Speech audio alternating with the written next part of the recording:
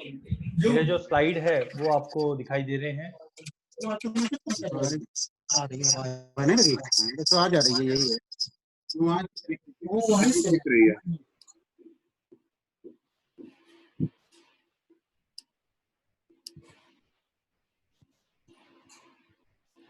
Index जो बहुत ही अच्छा अपॉर्चुनिटी, इनफैक्ट कल के लॉन्च से अभी तक अगर हम बात करें तो we have got almost 4 to 5 calls और अच्छा मोमेंटम है एज कंपेयर टू बुलियन। तो वहां पे हम कैसे कर सकते हैं एंड ओवरव्यू लेंगे बुलियन रेशियो के ऊपर, जिससे हमें ये पता चलेगा कि कैसे हम ट्रैक कर सकते हैं कि सोना अब ज्यादा बढ़ने वाला है या चांदी बढ़ने वाली है। क्योंकि I think 3-4 months back we have given a report on gold silver ratio, जहां पे हमने देखा था कि 22 अप्रैल के बाद रिकॉर्ड हाई के बाद ये रेशियो में भारी गिरावट आ रही है, जो एक अच्छा सिग्नल है कि चांदी आउट परफॉर्म करेगी। तो ऐसे टाइम पे हम कैसे अपॉर्चुनिटी निकाल सकते हैं। So let's start with today's session. First of all Boolean highlights. अगर हम पूरे अगर हम एक महीने की बात करें तो सोने में हमने करीबन 4.25% की तेजी और सिल्वर में करीबन 9% के आसपास की तेजी देखी। बट ओवरऑल ड्यूरिंग सिंस 2020 और as 2020 has started we have seen gold prices gain more than 33%। और सिल्वर की बात करें जो पहले लेग बिहाइंड कर रही थी, बट जो हमने ट्रेमेंडस बहुत ही अच्छा एक मूव आते हुए देखा, जिसकी वजह से आज गोल्ड को भी ये प्रेसिड कर चुकी है और अराउंड 43% के ऊपर का रिटर्न दे चुकी है। अभी भी कुछ फंडामेंटल्स ऐसे हैं जो आई थिंक आगे जाकर भी सोने और चांदी में तेजी का रुख कंटिन्यू रखेगा। एक चीज सिंपल आप समझ के चलिए, जो ये रैली है जो फंडामेंटल्स पे चल रहा है, ये 2009 वाले फैक्टर्स है अभी भी, नो डाउट। इसमें जैसे हम हिंदी में कहावत है कि तड़का लगना, तो वो जो तड़का लगा है वो कोविड की वजह से लगा। जिस ढंग से कोविड के चलते हमने देखा कि इकोनॉमी लॉकडाउन में चले गई, अब ओपन अप हो रही है, गवर्नमेंट इसके अंदर स्टिमुलस दिया जा रहा है कंटिन्यू, जिसकी वजह से इन्फ्लेशन कंसर्न है। Equity market no doubt steroids की वजह से तेजी में है, बट सेफ हेवन बाइंग अभी भी गोल्ड और सिल्वर में है। तो गोल्ड ने अभी तक 33% का रिटर्न दिया है और चांदी ने करीबन 43% का रिटर्न दिया है। और जो फंडामेंटल्स आज हम देखेंगे वो कहीं ना कहीं संकेत देते हैं कि आने वाले 6 महीने 8 महीने या साल भर की बात करें तो गोल्ड और सिल्वर अभी भी तेजी के रुख में ही है, नो डाउट। अभी जो रिसेंट हमने जंप देखा जिसमें 50,000 का लेवल गोल्ड में और 78,000 का लेवल सिल्वर में देखने के बाद एक पुल बैक मार्केट में जरूर दिखा रहा है। बट आई थिंक ये थोड़ा एक पुल बैक जो आता है, this will be a buying opportunity because things are being continuously on support. First of all अगर हम रिसेंट एक अपडेट की बात करते हैं वो है फेड मिनट्स। फेड मिनट में अभी भी हमने देखा जो इनका टोन है वो ज्यादा हॉकिश नहीं है, डॉविश टोन है। डॉविश टोन मतलब मिला जुला या वीकनेस का कि इकोनॉमी में अभी भी कंसर्न है कोविड को लेकर। और खास करके आज मॉर्निंग की अगर हम ब्रेकिंग न्यूज की बात करें तो पहले बोला जाता था कि अगर किसी को कोविड हो जाए तो वो एंटीबॉडी बन जाएगा और बाद में उसको कभी भी कोविड नहीं हो सकता। बट आज एक अपडेट आई है जिसमें बताया गया है कि 4.5 महीने के बाद ऐसे पर्सन कुछ फाउंड हुए हैं जिनको कोविड फिर से हुआ है। ये कहीं ना कहीं कंसर्निंग है।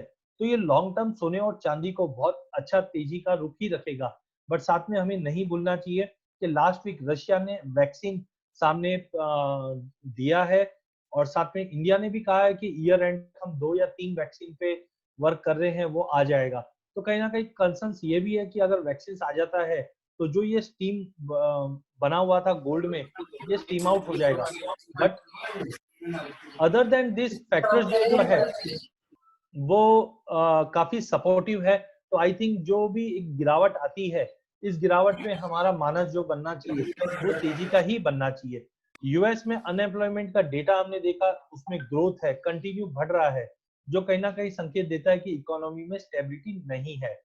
सो स्टार्टिंग विद स्वॉट एनालिसिस के मार्केट के अंदर क्या क्या स्ट्रेंथ है, क्या वीकनेस है, क्या अपॉर्चुनिटी और क्या थ्रेट है।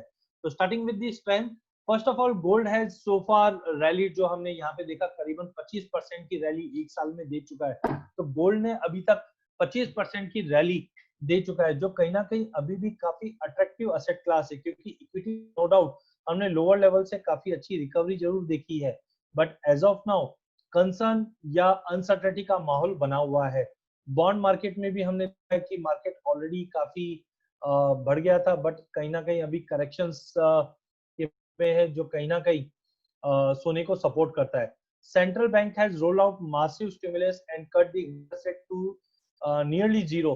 तो ये चीज हमने कोई नई नहीं देखी, 2008 और 9 में भी अगर आपको ध्यान है तो यूएस में QE1, QE2, QE3, QE मतलब क्वालिटी ईजिंग, मतलब इकोनॉमी में पैसा डालना।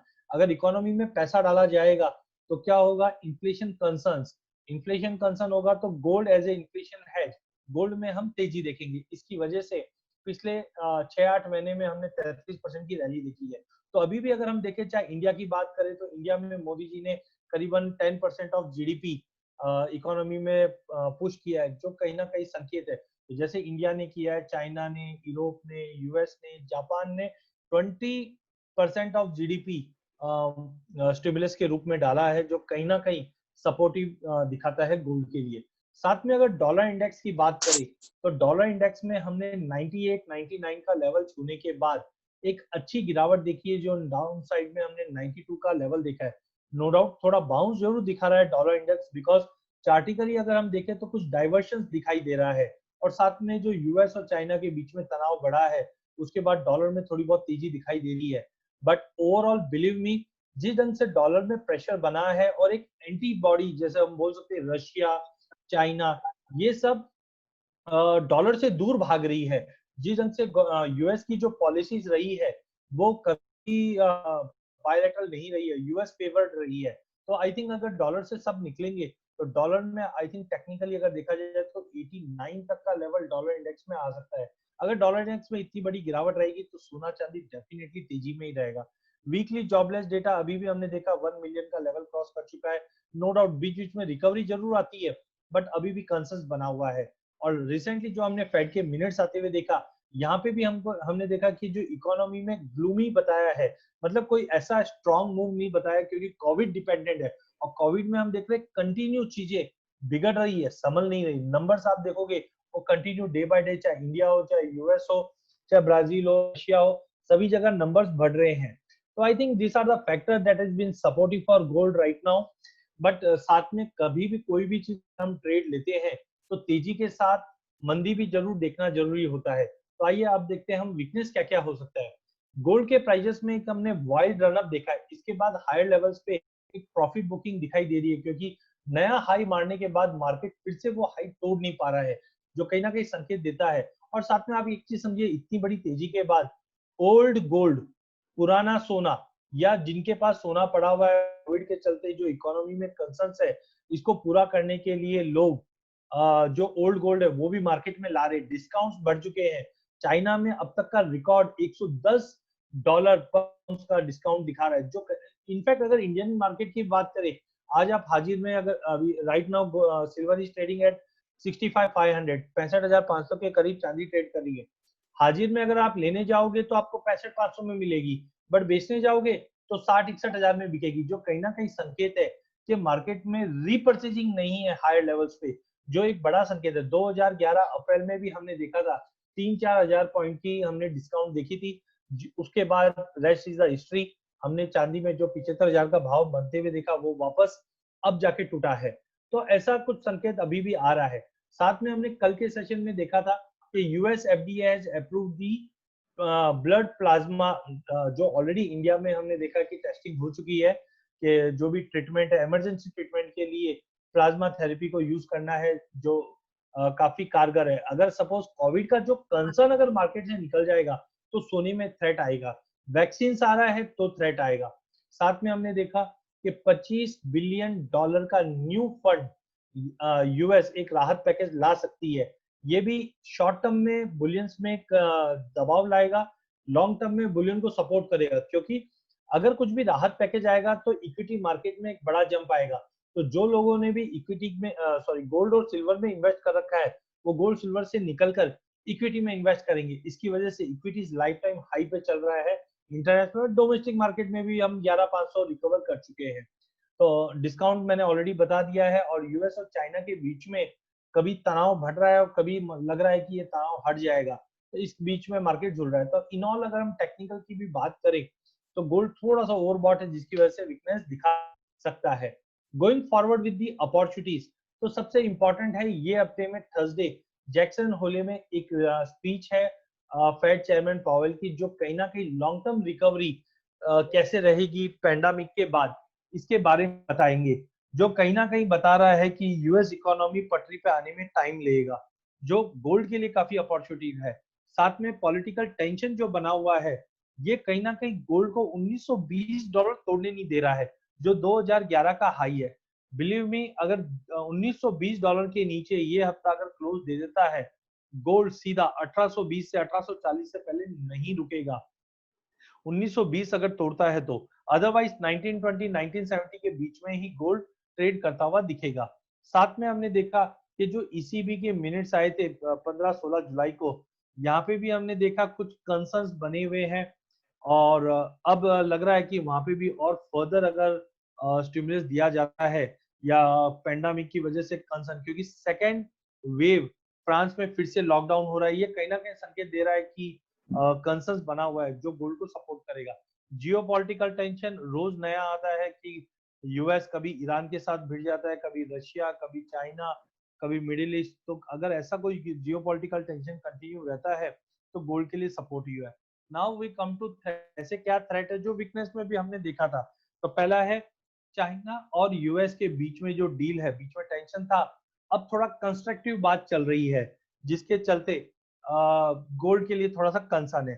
साथ में हमने देखा कि हायर लेवल्स पे जैसे गोल्ड $130 रिकॉर्ड हाई से एक बार में टूट गया, जब रशिया ने क्लेम किया कि हमने वैक्सीन लॉन्च कर ली है, वैक्सीन पे काम कर लिया है।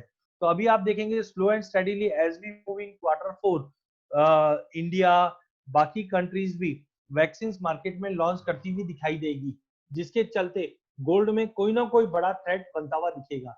इंडिया का foreign reserve record all time high पे पहुंच चुका है, जिसके चलते कल हमने रुपए में भी एकाएक बहुत ही बड़ा फॉल आते हुए देखा, जिसके कारण डोमेस्टिक गोल्ड प्राइसेस में बड़ी गिरावट थी। आने वाले टाइम में रुपए में मजबूती और बढ़ेगी, जो कहीं ना कहीं गोल्ड डोमेस्टिक मार्केट पे दबाव ला सकता है।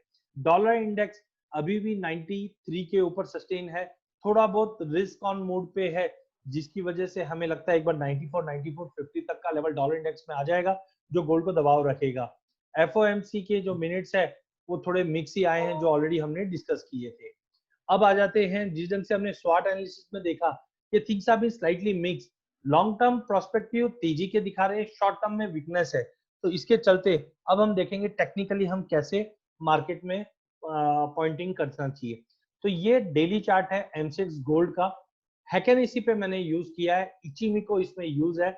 इचिमिको यूज करने के मेन उद्देश्य ये है कि मार्केट में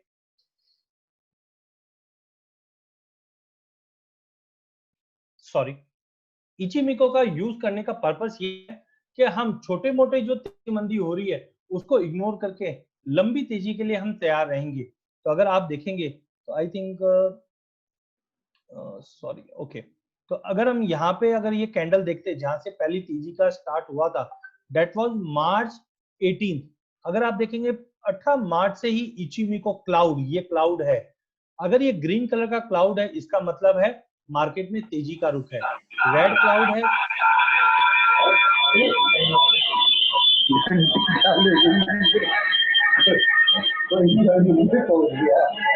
आप सभी से रिक्वेस्ट है आप अपने माइक पे, थैंक यू सो मच। तो इचिमिको बहुत ही सिंपल स्टडी है, आप इसमें जो 8-10 लाइन है इसके ऊपर मत जाइए, सिंपल आपको क्लाउड का रंग देखना है। क्लाउड लाल कलर में है मतलब मंदी, ग्रीन कलर में है तो तेजी। तो अगर आप देखेंगे तो करीबन 18 मार्च से ये तेजी में आ चुका था, और इचिमिको के साथ साथ मैंने हैकेनेसी यूज किया है जो क्लियर कैंडल्स देता है। तो आप देखेंगे मार्केट में तेजी हुई, फिर मार्केट एक फ्लैटिश टोन में चले गया, फिर एक जंप आया, फिर फ्लैटिश टोन में, फिर स्लो एंड स्टडी तेजी। और अब अगर हम बात करें 15 जुलाई के बाद कंटिन्यू वन साइड तेजी रही है, और 56,199 का भाव छूने के बाद मार्केट में डाइजीनेस बना है, जो पॉइंट था कि यहाँ से आप प्रॉफिट बुक करके निकल जाइए। अब आप देखिए रेड कैंडल बनना चालू हो चुकी है, बट लॉन्ग टर्म अभी भी तेज है क्योंकि मेरा क्लाउड अभी भी ग्रीन में है। कभी भी ध्यान रखिए, जब तक प्राइस क्लाउड के ऊपर है और क्लाउड ग्रीन में है, तेजी का ही रुख है। तो अनलेस एंड अनटिल 49,100 के नीचे या 49,000 जहां से ये रैली स्टार्ट हुई थी, आप समझ के चलिए ये रैली भी है, कोविड रैली है। तो कोविड की रैली एक्चुअली स्टार्ट हुई थी 46,000 से, यहाँ से।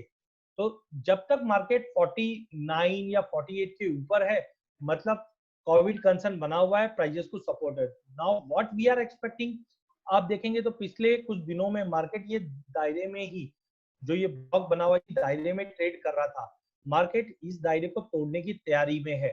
अगर प्राइजेस 51,800 के नीचे, जो अभी की प्राइस के नीचे चल रहा है, 51,820 के नीचे अगर कंटिन्यू ट्रेड करता है, आप बिलीव कीजिए 50,470 का सीधा पहला सपोर्ट, मतलब 50,600 पकड़ के चलिए, 50,600 का पहला सपोर्ट, और इसको भी ब्रेक कर देता है तो 49,100 का लेवल गोल्ड में आ सकता है। जिस ढंग से आरएसआई ये भी वीक टोन बता रही है, एक हमारा इंडिकेटर है चॉपी इंडिकेटर। चॉपी इंडिकेटर हमें बताता है मार्केट में वॉलेटिलिटी कब आएगी। फॉर एग्जांपल यहाँ पे अगर आप देखेंगे, आई होप आपको मेरे चार्ट्स क्लियरली दिख रहे हैं। If someone can help me out on chat window पे आप डाल सकते हैं कि अगर आपको चार्ट क्लियर है तो it will be much helpful for me. तो यहाँ पे आप देखेंगे कि एकाएक बड़ी, ओके थैंक यू सर, तो एकाएक कैंडल्स बड़ी और बहुत क्लियर बनने लग गई। तो आप देखिए ये मेरा चॉपी इंडिकेटर है, जब जब ये इंडिकेटर नीचे आएगा इसका मतलब मार्केट में वॉलेटिलिटी बढ़ेगी, और जब जब ये इंडेक्स ऊपर जाएगा तब तब हमें ये कंफर्म है कि मार्केट में रेंज बाउंड रहेगा। तो अभी आप देखिए मार्केट में जैसे ही ये ऊपर गया तो मार्केट एकदम रेंज में आ गया, अब फिर से फ्लैट होकर नीचे आने के लिए तैयार है। इसका मतलब अगले 10 दिन, 12 दिन, 15 दिन मार्केट में बड़ी वॉलेटिलिटी रहेगी, संभल के ट्रेड कीजिए। और हाँ, 52,900 मतलब 53,000, जब तक प्राइजेस 53,000 के ऊपर, 53,000 के ऊपर क्लोज नहीं देता है, ट्रेंड बिल्कुल वीक है। जो नीचे में 50,600 का इमीडिएट सेफ टारगेट और उसके नीचे 49,250 तक का भी लेवल दिखा देगा। उसके बाद हमें वेट एंड वॉच रखना है, क्योंकि अगर प्राइस क्लाउड के नीचे निकल गई तो फिर आप समझ के चलो कि मार्केट में मंदी का रुख चालू हो चुका है। तो इसका कारण क्या क्या रहेगा, हो सकता है वैक्सीन की भरमार मार्केट में आ जाए, हो सकता है डॉलर इंडेक्स 9450 का लेवल भी तोड़ दे, साथ में जैक्सन होले की जो स्पीच है वहां से क्लैरिटी आ जाएगा, स्टिमुलस दिया जा रहा है। तो ये सब कारण हो सकते हैं। तो आपको ध्यान रखना है अभी मार्केट बड़ी मंदी में नहीं है, मार्केट रिट्रेसमेंट में है, और ये रिट्रेसमेंट 61.8%, जो टेक्निकली फिबोनाची का सबसे इंपॉर्टेंट लेवल होता है। अगर प्राइसेस 49 के नीचे निकल गया तो आप समझो ट्रेंड रिवर्सल का सिग्नल है फिर। तो अनलेस एंड अनटिल 49,000 नहीं तोड़ता है, पॉसिबिलिटी है कि प्राइसेस 48,500 सॉरी 49,500 49,200 तक का लेवल आएगा और फिर मार्केट में उछाल दे सकता है, क्योंकि लॉन्ग टर्म फंडामेंटल अभी भी स्ट्रांग है। सिमिलरली अगर हम चांदी की बात करें तो चांदी में भी आप देखिए ब्यूटी ऑफ दिस चार्ट कि यहाँ पे आप जुलाई में देखेंगे तो मेरा चॉपी इंडिकेटर नीचे आना चालू हो चुका था। जैसे ही चॉपी इंडिकेटर नीचे आना चालू हुआ, आप देखिए मार्केट में बड़ी वॉलिटिलिटी बढ़ गई, और जैसे ही ये वापस इंडिकेटर ऊपर आना चालू हुआ, मार्केट में यहाँ पे श्रिंकेजेस आने लग गए हैं। अब ये इंडेक्स मुझे दिखा रहा है कि यहाँ से वापस नीचे आ सकता है। तो 65,900 इफेक्टिवली अभी हम 65,900 के नीचे ही ट्रेड कर रहे हैं। अगर ये पूरा हफ्ता 65,900, और सेफ्टी अगर स्टॉप लॉस बात करें तो वैसे तो 70,500 होता है, बट आई थिंक 69 अगर हम स्टॉप लॉस मेंटेन करके चले तो डाउन साइड में 62, और 62 के नीचे मुझे लगता है कि 58,500 58,500 600 could be the safe level, could be the fair value for silver. तो right now I am expecting कि सोने और चांदी में दोनों में ही गिरावट का रुख रहना चाहिए। जो 62,000 का सेफ लेवल, कंजर्वेटिव लेवल, और 62 के नीचे अगर जाता है तो 58,500 58,500 के करीब ये फेयर प्राइस बन जाता है। तो I think indicator wise RSI it's ready to breach 48 level. ये हमने जो बीच में डॉटेड लाइन दिया है, ये हम 52 और 48 का एक बैरोमीटर होता है। अगर आरएसआई 48 के नीचे चले जाती है तो बेरिश सिग्नल आ जाता है। तो ये बेरिश सिग्नल आ जाएगा अगर प्राइस 65,900 के नीचे आज और कल 2 दिन अगर होल्ड कर जाती है तो एक बड़ी गिरावट के लिए तैयार हो जाएगा। ये मैं अभी भी बताता हूँ, मार्केट में वॉलेटिलिटी रहेगी। शॉर्ट टर्म में वीकनेस है, लॉन्ग टर्म तेजी का है, तो व्यू लेके चलिए, कॉल मत देखिए, इंट्राडे कॉल नहीं करना है, ओवरऑल व्यू लेके चलना है आपको। साथ में अगर वर्टेक्स बोले तो वर्टेक्स में भी हमें कहीं ना कहीं संकेत देता है कि मार्केट बेरिश सिग्नल मिल सकता है।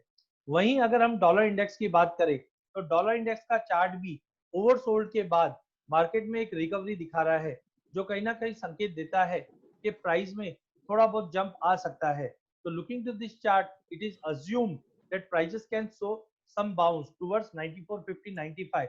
तो अगर ऐसा कुछ बाउंस आता है, that could be definitely supportive for dollar, and you better know कि when dollar rises, जब डॉलर में तेजी आती है तो बाकी एसेट क्लास में एक गिरावट रहती है। तो I hope with the technical prospective just एक ओवरव्यू है, प्राइस आउटलुक नहीं है, जो सपोर्ट लेवल्स है उसी को आप रिव्यू करके चल सकते हैं। कमिंग ऑन सीजनैलिटी, अगर हम सीजनैलिटी क्यों काम आती है, देखिए जब भी आप कमोडिटी में ट्रेड करते हैं सीजनैलिटी इज मस्ट। सीजनैलिटी में हमें ये पता चलता है क्योंकि आज आप देखिए दिवाली हमारी नवंबर में आती है, तो आप देखेंगे सितंबर अक्टूबर में हमेशा गोल्ड की बाइंग आती है। तो सीजनैलिटी से हमें जनरल एक ट्रेंड मिल जाता है कि मार्केट का लास्ट 10 साल में 8 साल में कैसा ओवरव्यू रहा है। तो let's start with seasonality. No doubt जो करंट फंडामेंटल्स है वो ड्राइवन ज्यादा रहेगा, बट एक सीजनैलिटी से पता चल जाता है। फॉर एग्जांपल अगर हम जुलाई मंथ की बात करें तो जुलाई मंथ में लिविंग 2015 और 2018 हमने सभी महीनों में गोल्ड में तेजी देखी है। तो आप देख सकते हैं 9% की तेजी। No doubt this time we have some certain fundamental with us, जिसकी वजह से 9% की तेजी आई है। इससे पहले 2013 में हमने 9% की तेजी देखी थी। तो फंडामेंटल के करंट फंडामेंटल आपको देखना है और हिस्टोरिकल देखना है। तो हिस्टोरिकली हमें पता था कि गोल्ड में तेजी रहेगी। अब अगर हम अगस्त की बात करें तो अगस्त में भी फंडामेंटली बहुत स्ट्रांग होता है। तो हमने अगस्त के स्टार्टिंग में 56,000 का लेवल छूते हुए देखा। अब करंट मंथ का अगर हम टेक्निकल्स देखें तो we have seen prices has started moving from 41,000 and landed up to 56,000। तो बहुत ही बड़ी तेजी के बाद एक ड्यू था, जैसे ही फंडामेंटल में थोड़ा सा करेक्शन दिया गोल्ड ने 4% का करेक्शन दे दिया। बट सितंबर ध्यान रखिए, सितंबर में अगर हम पिछले 9 साल की बात करें तो 1, 2 और 3, ओनली 3 साल 2012, 2016 तो नेग्लिजिबल ही था और 2018, मतलब मोटा मोटी अगर 2012 और 2018 की बात करें तो 2% की तेजी थी, जबकि 2011 में 4%, 2013 में 14% से ज्यादा की गिरावट, 2014 में 6%, 2015 में 3% और 2019 में 3.5% के ऊपर की गिरावट थी। अब ये हमें पहले ही बता देता है कि सितंबर मंथ में हमें तेजी नहीं करना चाहिए। तो टेक्निकली भी हमने देखा और फंडामेंटल बोल सकते हैं या सीजनलिटी के हिसाब से, क्योंकि कमोडिटी में seasonal cycle is most important, जो कहीं ना कहीं संकेत देता है कि गोल्ड सितंबर में नहीं लेना चाहिए। सितंबर की गिरावट के बाद आप बिल्कुल ले सकते हैं। पिछले 2 साल में भी हमने तेजी देखी थी और हो सकता है अगर कोविड के कुछ और कंसर्न्स बढ़ जाते हैं सेकंड वेव तो सपोर्ट कर देगा। बट फिर से ध्यान रख लेना नवंबर महीना हमेशा गिरावट का ही रहा है। मतलब सितंबर की गिरावट के बाद अक्टूबर का रिट्रेसमेंट मंदी के लिए तैयार रहेगा, जो नवंबर में भयंकर गिरावट दे सकता है। क्योंकि नवंबर में अगर आप देखेंगे तो खाली 2011 में 6% की तेजी थी, इसके अलावा ऐसा साल नहीं रहा जिसमें गोल्ड में तेजी आई। तो सीजनलिटी आपको सामने सामने दिखाती है। अब इसी सीजनलिटी को अगर हम चार्ट पे प्लॉट करते हैं तो एक फोरव्यू मिल जाता है, एक फोरकास्ट मिल जाता है कि अगस्त में गिरावट, सितंबर में और बड़ी गिरावट, अक्टूबर में रिकवरी करेगा। क्यों?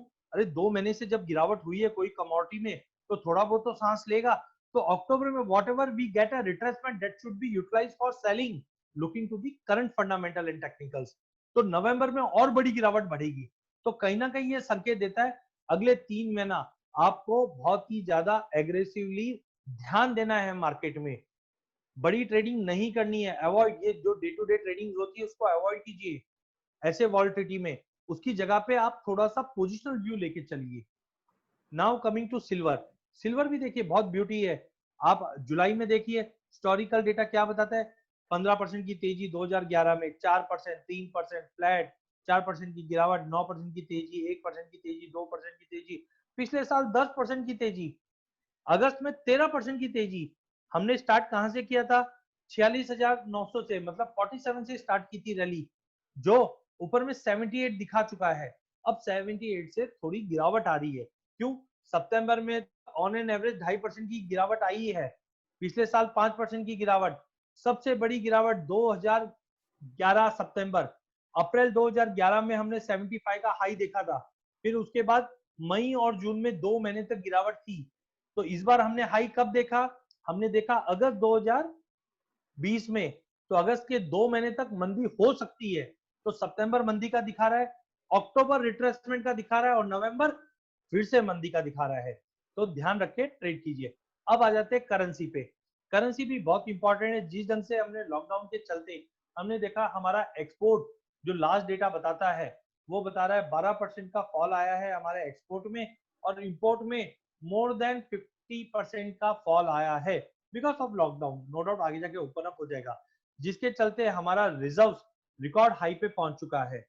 तो आई थिंक उसका बेनिफिट हम रुपए में मिलते हुए देख रहे हैं। तो पिछले 2 महीने से अगर हम देखें तो रुपए में 1% की गिरावट आ रही है।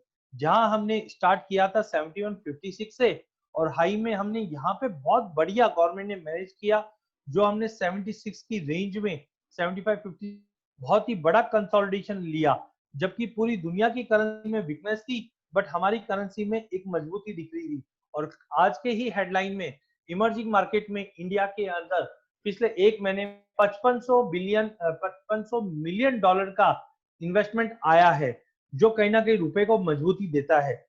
अगर हम सितंबर की बात करें तो यूएसडी आईएनआर में गिरावट रहना चाहिए, हिस्टोरिकल डेटा बताता है। अगर इसमें गिरावट है तो सोना चांदी सस्ता होगा डोमेस्टिक मार्केट में। फिर इसके बाद अक्टूबर नवंबर दिसंबर में जनरली ईयर एंड होता है, ईयर एंड में डॉलर की डिमांड बढ़ जाती है और डॉलर में थोड़ी बहुत रिकवरी भी हो सकती है। नवंबर में इलेक्शन पीरियड भी है, तो थोड़ा सा डामाडोल स्थिति रहेगी अक्टूबर नवंबर दिसंबर, वो अगले कभी सेशन में हम लोग रिव्यू करेंगे। बट सितंबर की अगर बात करें, क्योंकि स्टार्ट होना है, यूएसडी आईएनआर में गिरावट का रुख रहेगा, ये भी सोने चांदी को गिरावट देगी। Now will start with gold mini option. I can assure काफी जन अभी भी कमोडिटी में ऑप्शन नहीं देख रहे हैं, but believe me friends, option काफी इंपॉर्टेंट है। जिस ढंग से निफ्टी का, जब से निफ्टी में ऑप्शन स्टार्ट हुआ है और या इंडेक्स स्टार्ट हुआ है, हमने बहुत ही बड़ा वॉल्यूम पिकअप देखा है। तो ये आप अगर क्लाइंट है, आपके पॉइंट ऑफ व्यू से भी बहुत इजी है, सेफ है और रिवॉर्डिंग है। और अगर हम हमारे ब्रोकिंग पॉइंट ऑफ व्यू से भी देखें तो हमारा क्लाइंट सेफ रहेगा। आज हमने देखा many clients, many investors avoid options because उनको लगता है कि ऑप्शन बहुत सोफिस्टिकेटेड है, ये मेरे लिए नहीं बना हुआ, ये बड़े बड़े जो प्लेयर्स हैं उनके लिए। ऐसा कुछ भी नहीं है, ऑप्शन इजी है। पहला, सबसे ज्यादा लोगों को बैड एक्सपीरियंस होता है, इसके चलते लोग ऑप्शंस में नहीं जाते। तो यार हम जब भी ऑप्शन बाय करते हैं हमेशा टूटता है। सर सबसे पहले आपको आपकी रणनीति बनानी पड़ेगी, एंट्री की और एग्जिट की। मार्केट में अगर वॉलिडिटी बढ़ी है तो हमें ऑप्शन लेके नहीं, हमें बेच के काम करना चाहिए। कब करना चाहिए वो भी इंपॉर्टेंट है। अगर वॉलिडिटी बढ़ने वाली है तो ऑप्शंस को लेके काम करना चाहिए। जब वॉलिडिटी घटने वाली है तो ऑप्शन बेच के काम करना चाहिए। तो उसके लिए भी कुछ इंडिकेटर्स है, आगे कुछ सेशंस में हम लेंगे इसको भी, जैसा टाइम अलाउ करेगा। बट उसको आपको रणनीति बना के काम करना चाहिए। Secondly, the improper use of option, जो मैंने अभी भी बताया कि हमें ये नहीं पता जब मार्केट में वॉलिडिटी बढ़ती है तब हम लोग ऑप्शन में काम नहीं कर पाते, अरे वॉलिडिटी बहुत ज्यादा है। इनफैक्ट वॉलिटिलिटी और ऑप्शन दोनों भाई है, अगर वॉलिडिटी बढ़ेगी तो ऑप्शन में आपको पैसा ज्यादा मिलेगा। तो कभी भी ध्यान रखिए, वॉलिडिटी जब भी होती है avoid future, try to get in options. अगर वॉलिडिटी है तो हमें ऑप्शन की जगह फ्यूचर में ट्रेड करना चाहिए। देन कुछ अपफ्रंट कमिटमेंट्स होते हैं जो फाइनेंशियल फ्यूचर मार्केट्स में फ्यूचर ट्रेडिंग में होते हैं, जो ऑप्शंस में इतने कमी रहते हैं। ऑप्शन कॉन्ट्रैक्ट चीप एक्सपोजर्स देता है। इन डिटेल मैं नहीं जाऊंगा, but I think I can assure कि अगर आप ऑप्शंस का विंडो ओपन करते हैं तो आई थिंक बहुत अच्छा है। अगर मैंने उसको कॉस्ट वाइज भी कंपेयर किया है, लेट्स से अगर आप फ्यूचर लेते हैं तो यहाँ पे अगर आपका 100 रुपए का भी, लेट से आपने 52,000 में चांदी ली, 51,900 का स्टॉप लॉस और 52,500 का टारगेट लिया, लेट से अगर 500 रुपए का प्रॉफिट हुआ तो आपको 50,000 रुपए का प्रॉफिट बनेगा। लेकिन यही चीज अगर ऑप्शन में करते हैं आप, तो वहां पे आपका आरओआई बढ़ेगा, क्योंकि आपका एक्चुअल इन्वेस्टमेंट कम है। राइट नाउ गोल्ड में 12% के ऊपर के आसपास का, या गोल्ड में 6 लाख के आसपास का मार्जिन है, जबकि ऑप्शन में आप देखोगे तो एज पर प्रीमियम रहेगा, कोई भी स्ट्राइक प्राइस जो लिक्विडिटी है उसमें अगर आप ट्रेड करेंगे तो मेन इंपॉर्टेंट मेरा जो फोकस लाना है वो है ऑप्शन में रिटर्न ऑन इन्वेस्टमेंट आपका बहुत बढ़िया है एज कम्पेयर टू फ्यूचर। तो बिलीव हम लोग भी ट्राई करते रहते हैं, जहाँ भी कुछ अच्छी अपॉर्चुनिटी बनती है हम भी फ्लैश करते हैं, तो प्लीज रिक्वेस्ट है ऑप्शंस पे आप ध्यान दीजिए। सिमिलरली ऑप्शंस के अंदर अगर हम देखें तो कॉस्टिंग जो मैंने आपको बताई काफी कम है। ऑप्शन ऑन गुड्स भी अभी लॉन्च हो गया है एमसीएक्स में, उधर भी अगर आप अपॉर्चुनिटी, अगर आप ज्वेलर है या फिजिकल मार्केट से रिलेट करके चल रहे हैं तो there are an number of opportunity we can make it, जो हम कभी अदर सेशंस में अगर हम टाइम मिला तो डेफिनेटली लेंगे। I think now will move to bullion desk. मैं जस्ट एक स्ट्रेटजी के हिसाब से मूव एंड बता रहा हूँ, बाकी डिटेल आशीतोष जी है हमारे साथ, वो हमें बताएंगे। तो जैसे हम निफ्टी में ट्रेड करते हैं सिमिलरली हम एमसीएक्स के बुल डेस्क में ट्रेड कर सकते हैं। सबसे ब्यूटी ऑफ दिस प्रोडक्ट ये है कि कभी कभी क्या होता है, यूएस में 6 बजे डेटा आया, डेटा के टाइम पे हमारी इच्छा होती है चलो यार सोने चांदी को बेचते चले, बट एट ए टाइम हम नहीं बेच पाते बिकॉज ऑफ मार्जिन कंसर्न। तो फर्स्ट ऑफ ऑल इसमें मार्जिन कम है एज कम्पेयर टू जो आप इंडिविजुअल पैर्स में जाते हैं। सेकेंडली ये कंपोजिट बना हुआ है 70% जिसमें गोल्ड का वेटेज है और ऑलमोस्ट 30% का वेटेज चांदी में है। तो सबसे पहला यूज आप कर सकते हो जब भी सोने चांदी में बड़ी गिरावट आ रही है या कोई डेटा हिट हुआ और सोने चांदी में दोनों में गिर रहा है, तो वहां पे ड्वेल मार्जिन की जगह पे आप बुलियन डेस्क में एंट्री कर सकते हो। सेकंड है वॉलेटिलिटी, बिकॉज ऑफ कॉम्पोजिट इसकी volatility as compare to naked के मुकाबले काफी कम है। सेकेंडली अगर हम बात करें तो वेटेज 30% सिल्वर का वेटेज है, सिल्वर में वॉलिडिटी ज्यादा है, तो वो मेरा बुलियन डेस्क का अगर इंडेक्स की बात करें उसको थोड़ी स्टेबिलिटी भी देती है और थोड़ा सा मोमेंटम भी देता है। For example right now trading around 16,050, कल 16,400 के भाव पे ओपन हुआ था और कल से आज देखें तो सोने और चांदी में गिरावट है, तो उसी का रिप्लिका हम एमसीएक्स बुल डेस्क में देख पाएंगे। तो आई थिंक कभी भी अगर कोई ब्रॉडर व्यू बनाकर अगर आप पोजीशन बना रहे हो तो I think Boolean desk is most important और काफी अट्रैक्टिव है, यहाँ पे आप ट्रेड कर सकते हैं। यहाँ पे हम रेशियोज की भी बात करेंगे। अगर हम रेशियो की बात करें, लेट्स सी अगर आपको 100 लॉट्स में काम करना है बुलियन डेस्क में, तो इसका मतलब आप अप्रोक्सीमेटली अगर हेजिंग करके चल रहे हैं तो गोल्ड में 11 लॉट और सिल्वर में 12 लॉट होते हैं। साथ में अगर आपकी कोई ओपन पोजीशन है, लेट्स से गोल्ड में आपकी लॉन्ग पोजीशन 10 लॉट की या सोने चांदी में दोनों में ही पोजीशन बनी हुई है, तो प्रपोर्शनेटली आप बुलियन डेस्क को शॉर्ट कर सकते हैं ताकि आप रिस्क मैनेज कर सकते हैं, आप हेज कर सकते हैं। समझो 10-10 लॉट आपका सोना चांदी लेन खड़ा है, सपोज अगर आपको कभी कभी क्या होता है कि मुझे हेज करना है, एग्जिट करना है, स्टॉप लॉस नहीं लगाना है, मुझे मार्केट में फिर से तेजी आ जाएगी, ऐसे टाइम पे आप स्टॉप लॉस की जगह पे बुलियन डेस्क का यूज कर सकते हैं। मैंने अप्रोक्सीमेटली लॉट साइज का एवरेज बता दिया है कि अगर आपके पास 10-10 लॉट सोना चांदी खड़ा है, उसके अप्रोक्सीमेटली आप 100 लॉट बुलियन डेस्क का अगर बेचेंगे तो वैल्यू न्यूट्रल हो जाएगा। आपको ध्यान रखना है जब भी आपको ट्रेड करना है वैल्यू न्यूट्रल करके ही आपको ट्रेड करना है। That is the fine method to hedge, और हेजिंग मोस्ट इंपॉर्टेंट है।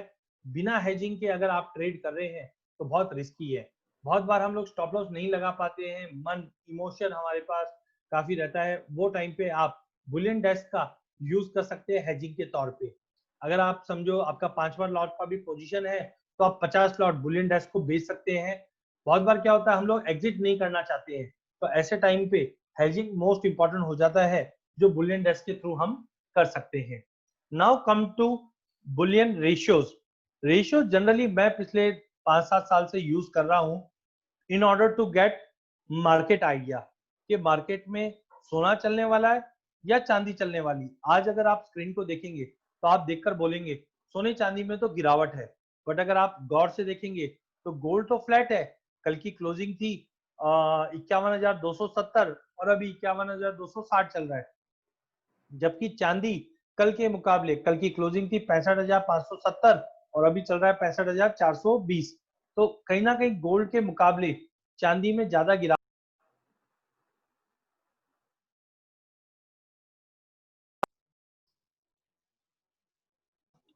तो रेशियो से हमें यह पता चल जाता है कि कौन सी कमोडिटी में ज्यादा मोमेंटम बनने वाला है। So let's start with ratio, तो रेशियो में हमने क्या कर रखा है, gold silver ratio, gold crude ratio, gold copper ratio, gold zinc ratio, इस ढंग से हमने रेशियो बना रखे हैं। तो कहीं ना कहीं हमें अंदेशा लग जाता है अगर रेशियो में गिरावट है, मतलब गोल्ड में गिरावट, गोल्ड के मुकाबले चांदी, क्रूड, कॉपर। अब किसी किसी का कहना होता है अरे सर गोल्ड और सिल्वर का रेशियो समझ में आता है क्योंकि दोनों ही प्रीशियस मेटल है और चांदी बेस मेटल भी है, बट गोल्ड और क्रूड का क्या रिलेशन है?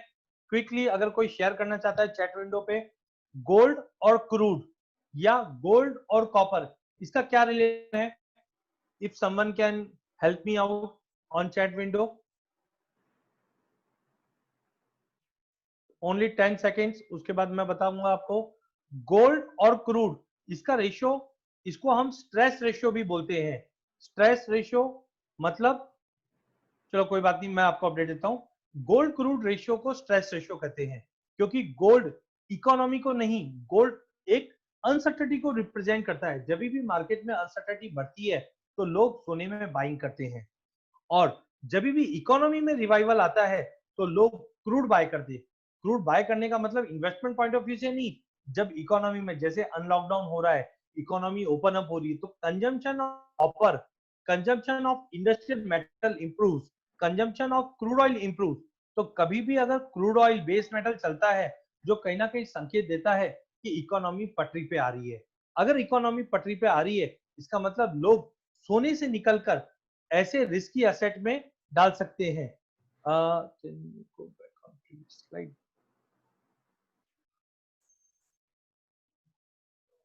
आशीष, this one, Yes. if you can, if you want to add something you can please.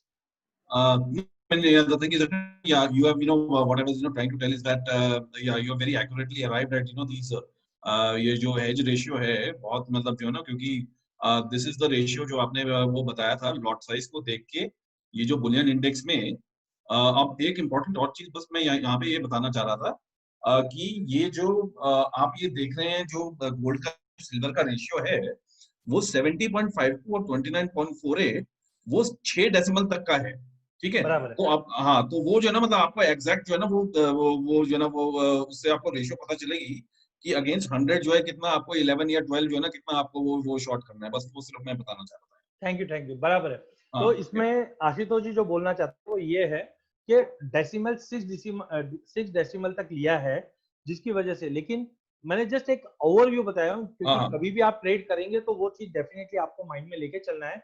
जैसे मैंने बुलियन डेस्क में एक एवरेज बताया 70-30, अदरवाइज आप 6 डेसिमल तक है इसमें, जो आगे आशुतोष जी अपने प्रेजेंटेशन में बताएंगे। तो एक मोटा मोटी मैं एक रफ आइडिया देना चाहता हूँ, अगर आपके पास 10-10 लॉट सोना चांदी है तो आप 100 लॉट बेचेंगे तो ऑलमोस्ट आप हेज रहेंगे, और अगर 5-5 लॉट भी है तो ऑलमोस्ट, अगर 50 पे बेचेंगे तो ऑलमोस्ट रहेंगे। हो सकता है 51 हो जाए या 48 हो जाए, depending upon the price also. तो इसका एक अपडेट हम लोग मॉर्निंग में ग्रुप में भी डालते हैं, सो दैट आपको एक आइडिया रहेगा कि कितने लॉट्स पे मुझे हेज करना, और हेजिंग इज मोस्ट इंपॉर्टेंट क्योंकि मार्केट में जिस ढंग से वॉलिटिलिटी आ रही है, बिना हेजिंग के तो ट्रेड करना मुश्किल है। तो कमिंग बैक, तो I was on stress ratio. तो ये रेशियो काफी इंपॉर्टेंट है। जैसे अगर आप देखेंगे तो जब सोने में तेजी आई थी और क्रूड में बड़ा फॉल आया था, तो ये रेशियो 53 तक पहुंच चुका था। इसका एवरेज 11 का रह गया है, और अभी रेशियो 16 पे है, जो मैं आपके चार्ट में बताऊंगा क्या आउटलुक बता रहा है। सिमिलरली कॉपर और गोल्ड रेशियो की बात करें तो 119 तक चले गया था, जब कॉपर में लोअर सर्किट्स पे लोअर सर्किट लगे थे और 336 का लो मारा था, और ऊपर में अपन ने 536 का हाई बनते हुए देखा है। अब ये रेशियो रिकवर करके 99 तक आ गया है। ये रेशियो के जरिए भी आप पता कर सकते हो कि सोने में तेजी होने वाली है या बेस मेटल में तेजी होने वाली है। Same with replica with silver ratio. तो आइए, पहला चार्ट है हमारा गोल्ड सिल्वर रेशियो। खाली 3 चार्ट है, 2 मिनट और लगूंगा मैं आपका, इसके बाद आपको मैं बुलियन डेस्क जो डिटेल्स है वो आशुतोष जी देंगे। तो गोल्ड सिल्वर रेशियो अगर आप देखेंगे तो 22 मार्च के करीब इसने 127 इंटरनेशनल में हाई मारा था, जबकि डोमेस्टिक मार्केट में करीबन 117 का हाई मारा। इसके बाद ये रेशियो नीचे आ रहा है कंटिन्यू। अब टेक्निकली थोड़ा बहुत बाउंस दिखा रहा है, बट फिर से रेशियो में गिरावट ही देख रहे हैं। रेशियो में गिरावट का मतलब है कि सोने के मुकाबले चांदी का आउट परफॉर्म करना। तो अगर आपने मेरी पहली स्लाइड देखी होगी तो उसमें देखा था एक साल के अंदर गोल्ड ने 33% का रिटर्न और जबकि चांदी ने 43% का रिटर्न दिया। This is purely because of this falling ratio. अगर ये रेशियो में फॉल होगा इसका मतलब चांदी आउट परफॉर्म करेगी गोल्ड को। का हिस्टोरिकल एवरेज 61 के नीचे जा चुका है, मतलब 60 के करीब ये एवरेज आ चुका है। तो अगले एक साल की अगर बात करें हम, तो अगले एक साल में वी आर एक्सपेक्टिंग कि रेशियो 60 तक आ सकता है। अगर 60 तक का आने का मतलब है कि गोल्ड के मुकाबले चांदी में ज्यादा तेजी रहेगी, और चांदी एक इंडस्ट्रियल मेटल भी है। चांदी में तेजी की बात कर रहा हूँ, इसका मतलब इंडस्ट्रियल एक्टिविटी बढ़ेगी, और इंडस्ट्रियल एक्टिविटी बढ़ती है इसका मतलब सोने से लोग पैसा निकालकर इक्विटी मार्केट में या रिस्की एसेट में जाएंगे। सेकेंडली, आप ये इचिमिको का क्लाउड देखिए, ये सीधा करीबन हम देख सकते हैं, ये आप देखिए कि हमारी कैंडल आज की इधर है, जबकि ये 26 कैंडल आगे की चीज आ रहा है। तो मतलब जब ये रेड चालू हुआ था, रेशियो वाज अराउंड 100, और 100 से ये टूटकर ऑलमोस्ट 72 तक का लेवल दिखा चुका है, और अभी भी ये क्लाउड रेड कलर का है। इसका मतलब आने वाले टाइम में भी ये रेशियो में गिरावट रहेगी, और रेशियो की गिरावट का मतलब सोने के मुकाबले चांदी ज्यादा आउट परफॉर्म करेगी। इसका दो मतलब है। लेट से अगर सोने में अगर 10% की गिरावट आती है तो चांदी में 8 या 7% की ही गिरावट आएगी। लेट से अगर तेजी आती है तो सोने में अगर 2% की तेजी आएगी तो चांदी में 4 से 5% की तेजी आ सकती है। इसका मतलब चांदी में वॉल्टिलिटी ज्यादा रहेगी एज कम्पेयर टू गोल्ड, क्योंकि चांदी में बीटा ज्यादा है। अगर तेजी रहती है तो चांदी में तेजी ज्यादा आती है, मंदी रहती है तो चांदी में मंदी ज्यादा आती है। तो थोड़ा सा इसको देख के ट्रेड कीजिए। वैसे ही गोल्ड क्रूड रेशियो ने हाई 56 के करीब का मारा था, जब क्रूड में लोअर सर्किट और गोल्ड में कंटिन्यू तेजी देखी थी। इसके बाद कंटिन्यू हमने इसमें फॉल आते हुए देखा, क्योंकि क्रूड जीरो जीरो से लेकर आज हमने क्रूड को 3200 का लेवल छूते हुए देखा। तो क्रूड में एकाएक बड़ी रिकवरी और गोल्ड में स्टेबिलिटी के साथ गिरावट आना चालू हो गई थी, जिसके चलते जून ऑनवर्ड हमने ये रेशियो में स्टेबिलिटी आती हुई देखी है। तो एज ऑफ नाउ कोई बड़ा सिग्नल नहीं है, बट हाँ मैं ये बोल सकता हूँ जिस ढंग से ये बड़ा रेड क्लाउड था अब वो श्रिंक हो चुका है। तो कहीं ना कहीं ये रेशियो में अगर क्लाउड के बाहर निकल जाता है तो ये रेशियो में जंप आ सकता है। रेशियो का जंप आने का मतलब गोल्ड में तेजी, क्रूड में मंदी। अब आप बोलेंगे अरे सर अभी 3 महीने तक आप बोल रहे गोल्ड में गिरावट रहेगी। अरे जब गोल्ड में गिरावट रहेगी तो क्रूड में उससे ज्यादा गिरावट रहेगी। गोल्ड अगर 1% टूटेगा तो क्रूड 3% टूटेगा। तो looking to this ratio crude में गिरावट रह सकती है। अब इसका कारण क्या है? क्योंकि एक तरफ हम बात कर रहे हैं कि इकोनॉमी ओपन हो रही है, डिमांड इंप्रूव हो रही है, बट दूसरी तरफ आप ये भी ध्यान रखिए ओपेक मेंबर्स ने जो प्रोडक्शन कट्स किए थे, एक्सटेंडेड किए थे, उसमें अगर कमी लाते हैं, उसमें अगर कमी लाते हैं तो कहीं ना कहीं मार्केट फिर से ओवर सप्लाई हो सकता है। अगर ओवर सप्लाई होगा तो प्राइजेस में गिरावट बन सकती है। तो थोड़ा सा इस पे ध्यान रखिए। सिमिलरली दूसरा रेशियो है gold copper ratio. Gold investment को रिप्रेजेंट करता है, कॉपर इकोनॉमी को रिप्रेजेंट करता है। बहुत ही अच्छा रेशियो है। सिल्वर कॉपर रेशियो तो बहुत बेहतरीन चलता है। यहाँ पे हम देख सकते हैं कि मार्च ऑनवर्ड्स ये कंसोलिडेशन मोड में था, इसके बाद ये रेशियो में ड्रॉप आया, तो अचानक ही हमने 420 रुपए से कॉपर में तेजी आती हुई देखी because of supply concern. Supply concern के चलते 400 रुपए से कॉपर बढ़कर 536 का हाई मारा। तो कैसे मूव हुआ? रेशियो में ड्रॉप मतलब गोल्ड में गिरावट और कॉपर में तेजी। फिर गोल्ड में तेजी आई, कॉपर में बड़ी गिरावट आई थी एक बार, फिर वापस तेजी। अब ये गोल्ड में जो रिसेंट तेजी आई और कॉपर में हमने 490 तक देखा था, फिर अचानक ही कॉपर में अब तेजी आ गई। अब ये डबल बॉटम बनाता हुआ दिखाई दे रहा है 98 के करीब। इनकेस अगर ये रेशियो 98 के नीचे चले जाता है तो ये सीधा नेक्स्ट सपोर्ट है 88 के लेवल के करीब। मतलब ये रेशियो में गिरावट आएगी तो गोल्ड में गिरावट और कॉपर में स्टेबिलिटी रहेगी, क्योंकि इंडस्ट्रियल डिमांड स्टार्ट हो जाएगी। और सप्लाई कंसर्न अगर लिफ्ट हो जाती है तो बात अलग है। इन्वेंटरीज में भी हमने ड्रॉप आते हुए देखा। तो ये रेशियोज के जरिए भी हम मार्केट का ओवरव्यू ले सकते हैं। लास्ट स्लाइड है इकोनॉमिकल डेटा।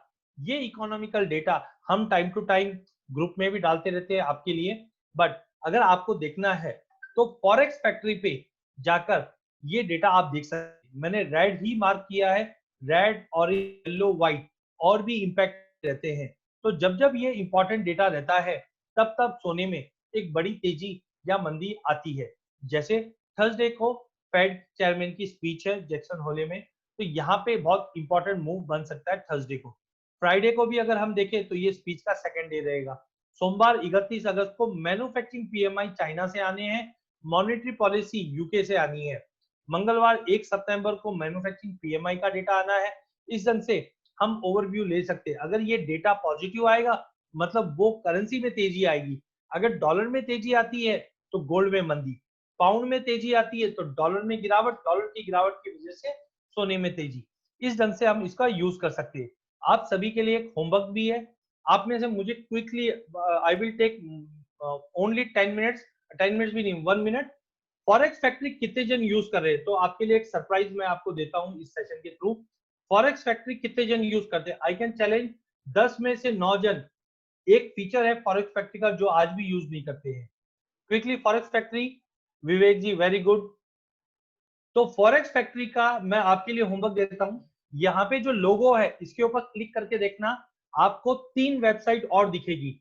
एक वेबसाइट है रेड कलर की जो मेटल न्यूज के लिए ही बनी है, ग्रीन कलर का टैब है जो एनर्जी न्यूज के लिए ही बनी है, और ये ब्लू वाला टैब है ये बना हुआ है करेंसीज के लिए एक्चुअली, क्योंकि करेंसी में मूवमेंट आता है तो ही कमोडिटी में मूवमेंट आता है। तो फॉरेक्स फैक्ट्री पे जाइए, लोगो पे क्लिक कीजिए, वहां पे रेड कलर का मिलेगा उसको देखिए तो मेटल की न्यूज आपको परफेक्ट मिलेगी। ग्रीन कलर का लोगो क्लिक कीजिए तो आपको एनर्जी की न्यूज, क्रूड और नेचुरल गैस की न्यूज प्रॉपर्ली मिलेगी। और अगर आप पर्पल का यूज करोगे तो पर्पल वैसे क्रिप्टो करेंसी के लिए जो हमारे पास नहीं है और हमें उसको देखना भी नहीं है। तो लाल हरा इसको देखेंगे तो आपका काम और अच्छा और सुगम बनेगा। ब्लू वाला है वो करेंसीज के लिए है। किसी ने अगर चेक किया है तो they can share on chat window. So with this मैं ये सेशन फिनिश करता हूं। Rest I know Ashish ji मैंने काफी ज्यादा टाइम ले लिया है, but you can continue with your session. अगर कुछ क्वेरीज है तो हम Q&A में ले लेंगे। Thank you so much for attending this session.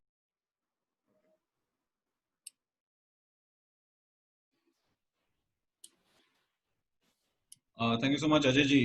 मैं बस ये कोशिश करूंगा कि 6 बजे तक का जो टाइम है तो 6 बजे तक जो है ना वैसे समाप्त करने की कोशिश करूंगा। वैसे मैं थैंक यू भी आपको देना चाहता हूँ कि ना आपने मेरा काम काफी हद तक आसान कर दिया, क्योंकि काफी सारे पॉइंट्स जो है ना आपने भी बता दिए इनको। तो जो ना मैं मतलब ज्यादा टाइम नहीं लूंगा।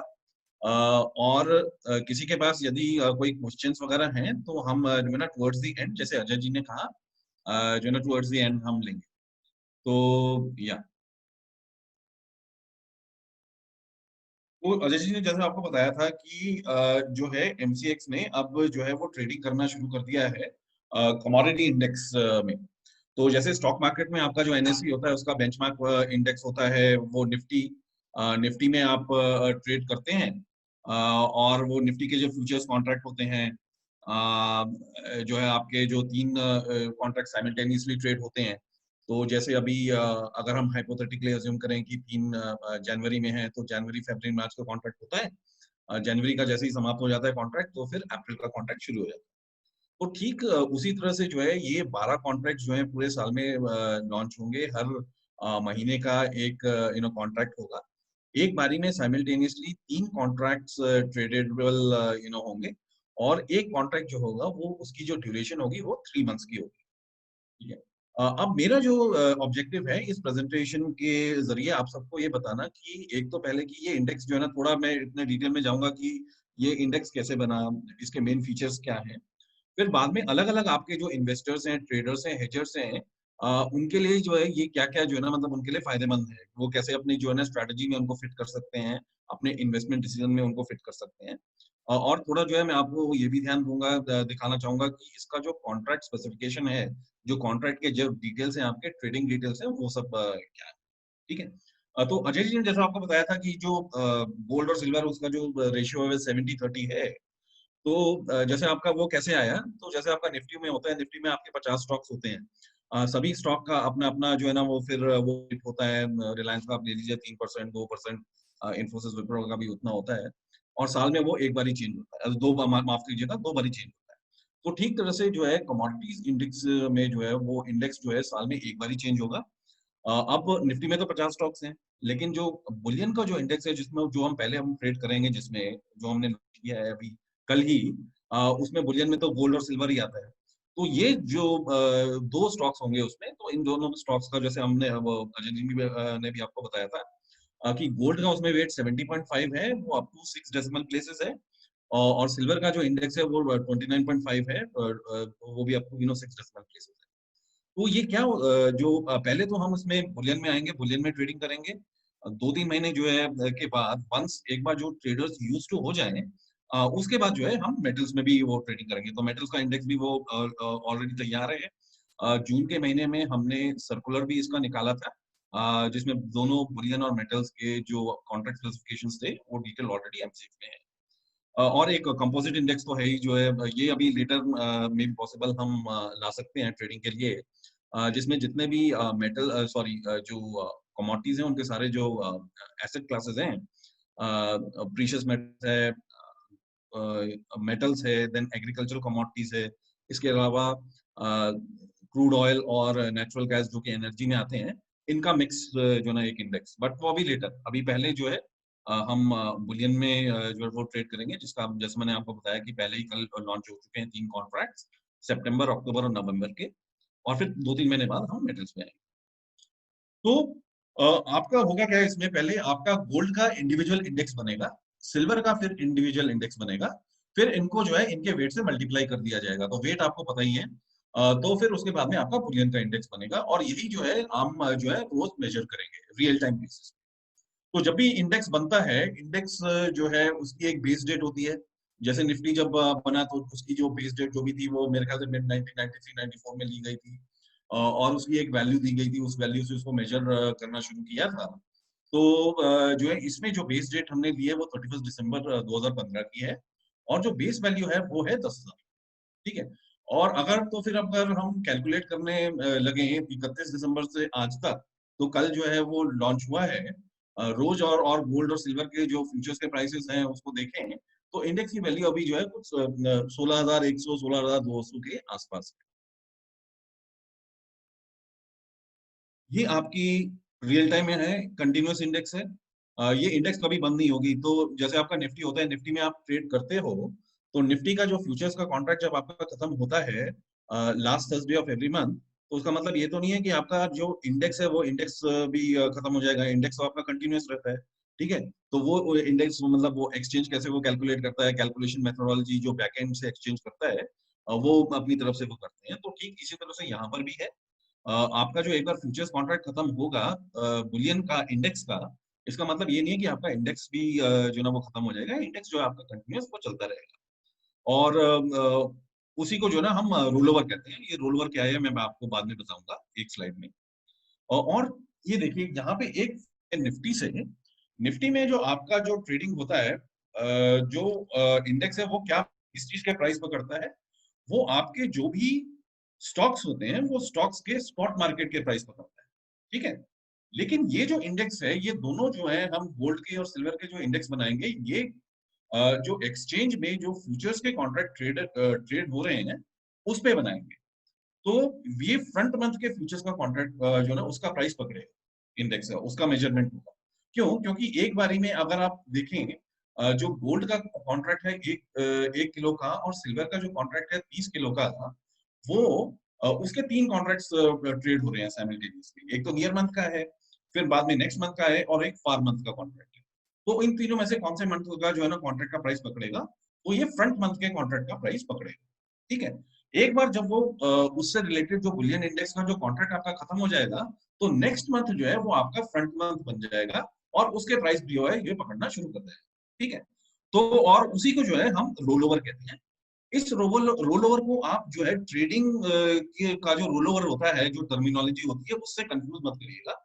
आमतौर पर क्या होता है कि रोल ओवर हम किसे कहते हैं, रोल ओवर हम कहते हैं कि भाई अगर हम कोई डेरिवेटिव्स के कॉन्ट्रैक्ट में ट्रेड कर रहे हो और वो एक्सपायरी में चला जाए, एक्सपायरी में हम उसको सेटल कर देते हैं, सेटल करने के बाद जो है अगले महीने में हम फ्रेश पोजीशन ले लेते हैं, तो उसको आप रोल ओवर बोलते हैं। ठीक है। लेकिन वो रोल ओवर को इस रोल ओवर से कंफ्यूज मत करिएगा। ये रोल ओवर जो होता है वो इंडेक्स का रोल ओवर होता है, जब वो जो अभी का जो बुलियन का कॉन्ट्रैक्ट है अभी के मंथ का, वो जब खत्म हो जाता है, तो नेक्स्ट मंथ वाला जो अब वो नियर मंथ बन जाता है कॉन्ट्रैक्ट, उसके प्राइस को वो लेना, अब वो पकड़ना शुरू कर देता है, तो उसको रोल ओवर कहते हैं। ठीक है।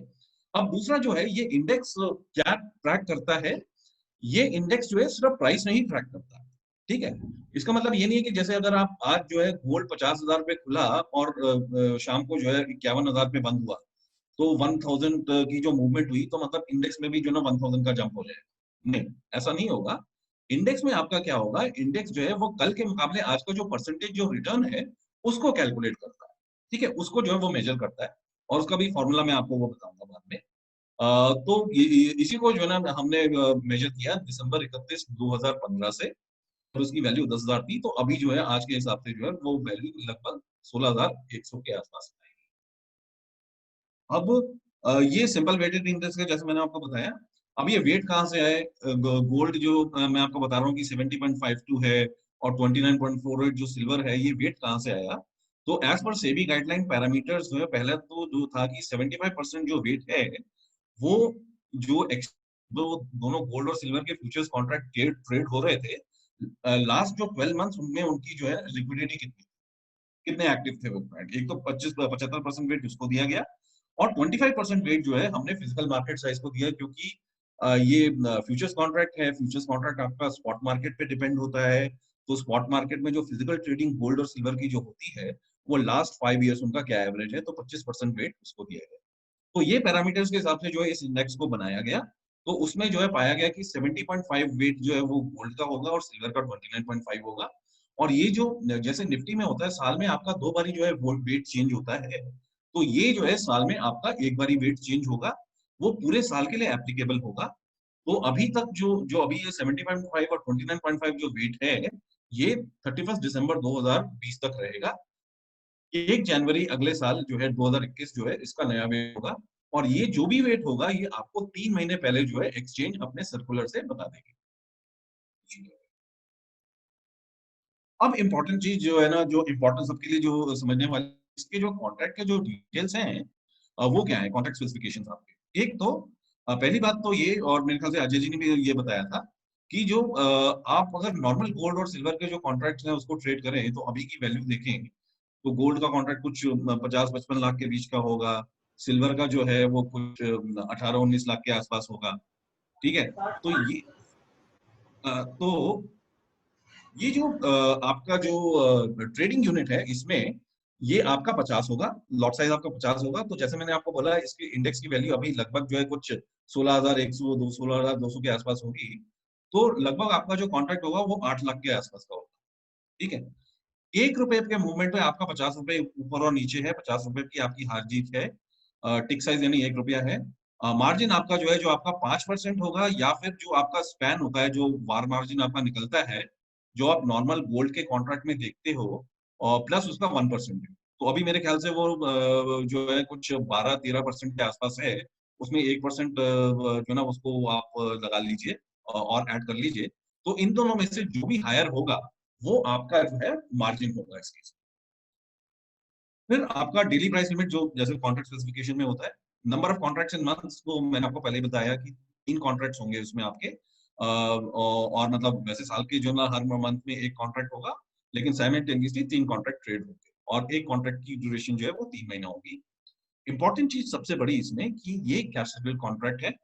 अनलाइक बाकी जो भी एक्सचेंज के जो कॉन्ट्रैक्ट हैं, वो जो है ना सेबी गाइडलाइंस है उनको वो कंपल्सरी डिलीवरेबल कॉन्ट्रैक्ट है, उनको बना दिया। तो इसमें थोड़ा मतलब ये भी था मार्केट को एप्रीहेंशन की भाई जो है ना मतलब इससे थोड़ा ट्रेडिंग वॉल्यूम भी कम हो सकता था, क्योंकि जो है ना बहुत सारे ट्रेडर्स थे वो सिर्फ कैश में डील करना चाहते थे, और जब वो एक्सपायरी के आसपास हो जाता था, जब स्टैगर्ड डिलीवरी पीरियड शुरू हो जाता है, तो उनको लगता था कि भाई हाँ भाई कहीं ज्यादा मार्जिन ना देना पड़े, मार्जिन डेवलपमेंट ना हो जाए हमारी, या फिर डिवॉल्वमेंट में ना चला जाए। तो इस वजह से क्या होता था, और मतलब फिर बाद में हो सकता है कि भाई डिलीवरी की ना भी मंशा हो लेकिन डिलीवरी में चला गया और फिर हमको कहीं पेनल्टी ना लग जाए। तो इस वजह से जो है ना मतलब वो वॉल्यूम्स जो है वो थोड़ा कम भी हुए थे। लेकिन ये जो कॉन्ट्रैक्ट है ये सिर्फ आपका सारा का सीधा साधा कैश सेटल्ड है। Delivery period, tender period, margin की इसमें किसी तरह की कोई मतलब आवश्यकता नहीं। तो दिस वेयर वी फील जो है ना आपके बहुत सारे जो ट्रेडर्स हैं उनके लिए बहुत फायदेमंद होगा ये वाला। ठीक है, ये आपका जो है ना टिल द लास्ट डे आप एक्सपायरी डेट जो है उसके लास्ट डे तक आप इसको ट्रेड कर सकते हैं। और जो इसका जो सेटलमेंट प्राइस होगा वो जो लास्ट डेट जो भी होगा 5 बजे का प्राइस होगा। 5 बजे का जो प्राइस होगा वो 4 से 5 बजे वाला आपका जो वीवैप होता है, वॉल्यूम वेटेड एवरेज प्राइस, वो होता है, ठीक है। और एक्सपायरी डेट इसका क्या है, इसका लॉजिक क्या है, इसका E-7। तो इसका मतलब क्या हुआ, और अब जब आप निफ्टी में ट्रेड करते हैं, निफ्टी का क्या लॉजिक होता है, वो एक्सपायरी का वो होता है last Thursday of every month, ठीक है। तो लास्ट थर्सडे उसका सेटलमेंट होता है, इसकी एक्सपायरी है। मैंने जैसा आपको बताया था कि ये कॉन्ट्रैक्ट क्या पकड़ता है, ये आपका गोल्ड और सिल्वर का फ्यूचर्स पे कॉन्ट्रैक्ट पे आधारित है, और ये जो फ्रंट मंथ के प्राइस पकड़ता है, ठीक है। तो मैंने एग्जांपल लिया, जैसे अगर हम नवंबर का जो बुलियन का कॉन्ट्रैक्ट है उस पे ट्रेड कर रहे हैं, उस पे यदि उस पे जो फ्रंट मंथ गोल्ड का पड़ा दिसंबर का, ठीक है। तो दिसंबर का जो कॉन्ट्रैक्ट पड़ा वो जो है वो आपका एक्सपायर हो रहा है 5 दिसंबर। 5 दिसंबर को यदि वो एक्सपायर हो रहा है तो उससे आप E-7 कैलकुलेट कर दीजिए, एक्सपायरी डेट -7, तो यानी वो 26 नवंबर को कॉन्ट्रैक्ट खत्म हुआ। 26 नवंबर को जो कॉन्ट्रैक्ट ओवर होगा वो 5 बजे होगा। 5 बजे आपका जो ओवर होगा वो 4 to 5 PM आपका जो वीवैप प्राइस है उस पे ओवर होगा। अब इसका लॉजिक क्या है कि भाई E-7 क्यों, E-8 क्यों नहीं, या E-6 क्यों नहीं? सो इस सिंपल रीजन, क्योंकि इसी दिन आपका जो गोल्ड का कॉन्ट्रैक्ट है, उसका जो ऑप्शंस का कॉन्ट्रैक्ट है वो एक्सपायर हो रहा है, ठीक है। इसको आप दूसरे तरीके से भी देख सकते हैं, मैं प्रीवियस स्लाइड पे जाऊंगा।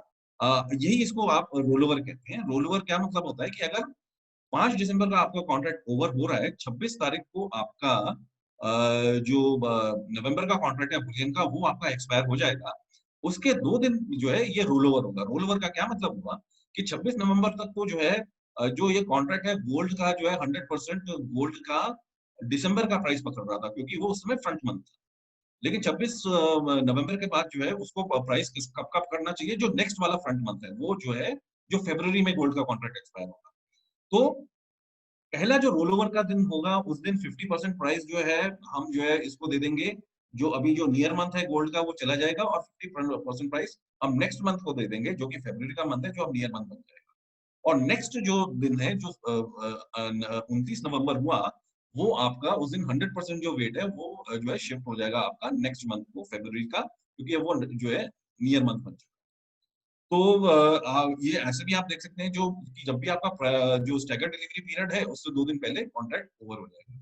तो 5 दिसंबर को यदि गोल्ड का कॉन्ट्रैक्ट एक्सपायर हो रहा है तो उसका स्टैगर डिलीवरी पीरियड E-5 है, यानी 29 नवंबर। 29 नवंबर स्टैगर डिलीवरी पीरियड है, तो कॉन्ट्रैक्ट कब ओवर होगा आपका बुलियन का नवंबर का, वो होगा 26, 2 डेज बिफोर। तो उसे आप रोल ओवर। अब इसके जो है फायदे क्या क्या है, एक तो सबसे बड़ा जो मैंने आपको बताया कि फायदा है वो तो है कि कैश सेटलमेंट है, ठीक है इसका।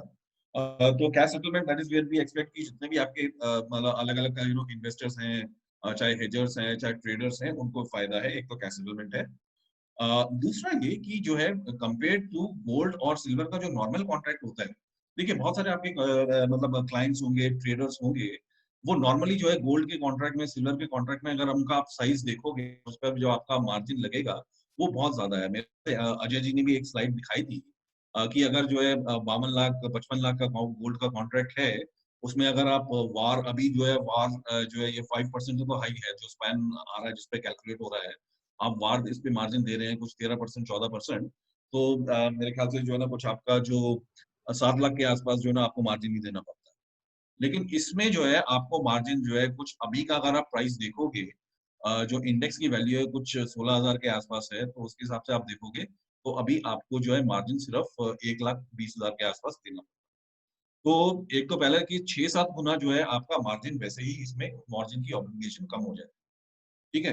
तो एक तो बहुत बड़ा फायदा ये है, क्योंकि आप के पास भले ही जो है ना मतलब आप गोल्ड और सिल्वर के नॉर्मल कॉन्ट्रैक्ट्स में नहीं ट्रेड कर पा रहे हो, क्योंकि उसमें मार्जिन ऑफ ऑब्लिगेशन बहुत ज्यादा है। लेकिन इसमें क्योंकि जो कॉन्ट्रैक्ट की वैल्यू बहुत कम है, तो आपको मार्जिन बहुत कम देना पड़ रहा है। लेकिन आपका जो आरओआई है, जो रिटर्न ऑन इन्वेस्टमेंट है, और वो भी स्लाइड मेरे ख्याल से अजय जी ने आपको दिखाई थी, वो आरओआई जो है ना आपको उतना ही होगा, क्योंकि अल्टीमेटली कॉन्ट्रैक्ट किस चीज पे है, कॉन्ट्रैक्ट जो है आपका गोल्ड और सिल्वर के फ्यूचर्स कॉन्ट्रैक्ट पे ही है, ठीक है ना। और उसकी जो जितनी जो मूवमेंट होगी उतना ही जो ना कॉन्ट्रैक्ट जो है उसमें उसकी मूवमेंट होगी गोल्ड और सिल्वर के 70 और 30% वाले रेशियो के हिसाब से। तो दूसरा बड़ा सबसे बड़ा यही है कि कम मार्जिन देकर जो है आप आरओआई उतना ही जो है बल्कि बहुत ज्यादा जो है वो कमा सकते हैं। फिर जो है एक और बहुत बड़ा इसमें फायदा है आपका पोर्टफोलियो डाइवर्सिफिकेशन का। क्योंकि जो है इसमें अजय जी ने भी बताया था कि जो आपका जो कमोडिटीज मार्केट में आपका क्या होता है, जो आपका जो प्राइस होता है वो स्टॉक मार्केट से जो फैक्टर्स होते हैं जो स्टॉक मार्केट के प्राइस को डिटरमाइन करते हैं उससे अलग होते हैं। उसमें कोरिलेशन इसका काफी लो होता है। तो बहुत सारे ऐसे इन्वेस्टर्स होंगे जो एचएनआईज होंगे या फिर कम रिस्क लेने वाले होंगे, थोड़े कंजर्वेटिव होंगे। उनको अगर लगता है कि भाई हमारा जो है ना पैसा जो है ना काफी सारा जो है ना ऑलरेडी एक ऐसे मार्केट में है, स्टॉक मार्केट में, जिसमें रिस्क हो सकता है थोड़ा ज्यादा हो, तो क्या किसी ऐसे इंस्ट्रूमेंट में जाया जा सकता है जिसमें जो है हम रिस्क अपना कम कर सकें, कि अगर स्टॉक मार्केट में थोड़ा अगर लॉस भी हो भी जाए तो दूसरे मार्केट में हम उसको कवर कर सकते हैं। तो उसके लिए मैं आपको बाद में एक स्लाइड भी दिखाऊंगा। मैंने जहाँ पे कंपैरिजन किया है कि अगर आप 100% इन्वेस्टमेंट जो है निफ्टी में करते हो और इसमें कमोडिटी इंडेक्स में 0% करते हो, लेकिन उससे जो है आप रेशियो बढ़ाकर 50-50% पर ले आते हो, ना ही आप ना तो इसमें क्या होगा, दो चीजें, एक तो आपका रिटर्न्स भी काफी अच्छा होगा, दूसरा ये कि आपका जो रिस्क है वो भी बहुत ज्यादा कम होगा। तो एक स्लाइड में आपको वो दिखाऊंगा। दूसरा रिस्क डाइवर्सिफिकेशन, तो इसमें आपके एक फायदा ये, अभी हमने जो है सेबी को एक प्रपोजल डाला है। सेबी को हमने प्रपोजल डाला कि स्टॉक मार्केट में ये बास्केट ट्रेडिंग करते हैं, कमोडिटीज मार्केट में भी करते हैं। तो बास्केट ट्रेडिंग अगर आप करते हैं तो एक रेशियो में ट्रेडिंग करते हैं, तो उससे आपको क्रॉस मार्जिन बेनिफिट मिलता है। तो इसमें जो है हम बास्केट ट्रेडिंग अगर करें 1:1:8 की रेशियो में, तो मतलब आपको 5-6 कॉम्बिनेशन में उसमें अगर आप ट्रेडिंग करोगे तो आपको क्रॉस मार्जिन बेनिफिट, हमने प्रपोजल दिया है सेबी को कि 75% क्रॉस मार्जिन बेनिफिट मिलेगा। हम एक्सपेक्ट कर रहे हैं कि सेबी जो है उसको ओके करेगा। तो अगर हम वन कॉन्ट्रैक्ट जो है एग्जांपल में लेता हूं, अगर एक कॉन्ट्रैक्ट हमने गोल्ड का खरीद लिया नॉर्मल 1 kg का, एक सिल्वर का कॉन्ट्रैक्ट भी हमने खरीद लिया नॉर्मल 30 kg वाला, और अगेंस्ट दैट हमने जो है 8 कॉन्ट्रैक्ट जो है वो शॉर्ट कर लिए गोल्ड के, सॉरी बुलियन इंडेक्स के, तो उसमें हमको 75% क्रॉस मार्जिन बेनिफिट मिलेगा। नॉर्मल सर्कमस्टेंसेस में क्या होता है कि आप उसमें मार्जिन कुछ 5.5 से 6 लाख देना पड़ता, लेकिन इस रेशियो में जो अगर आप ट्रेडिंग करोगे तो वो सिर्फ जो है घट के 1.25 लाख से 1.5 लाख के बीच में आएगा। तो ये भी जो है ना बहुत सारे ट्रेडर्स के लिए वो फायदेमंद होगा आपका जो है मार्जिन का। दूसरा जो बेनिफिट हम ऑलरेडी दे रहे हैं अभी, कि आप जो कैलेंडर स्प्रेड की अगर आप वो ट्रेडिंग करो, तो मतलब जैसे आपने सितंबर का कॉन्ट्रैक्ट को जो है ना उसको खरीद लिया और जो अक्टूबर का कॉन्ट्रैक्ट है उसको किया, तो अभी क्या हो रहा है कि आपको जो है कॉन्ट्रैक्ट में, एक कॉन्ट्रैक्ट में ऑलमोस्ट अभी स्पैन मार्जिन के हिसाब से आप कैलकुलेट करो, 1% ELM लगाओ, तो कुछ 8 लाख के कॉन्ट्रैक्ट पे आपको मार्जिन देना पड़ रहा है कुछ 1,20,000 के आसपास।